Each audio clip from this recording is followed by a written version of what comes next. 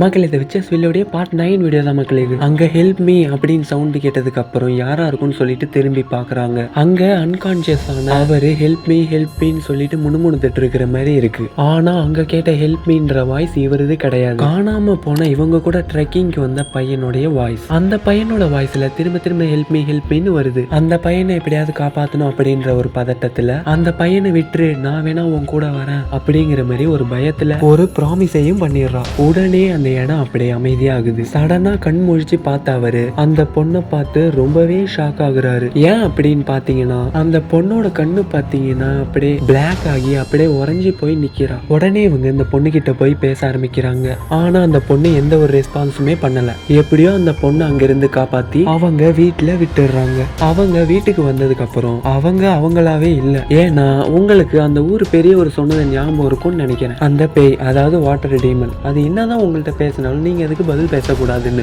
இதுக்கப்புறம் என்னன்றத final பார்ட்டான 10th பார்ட்ல சொல்றேங்க.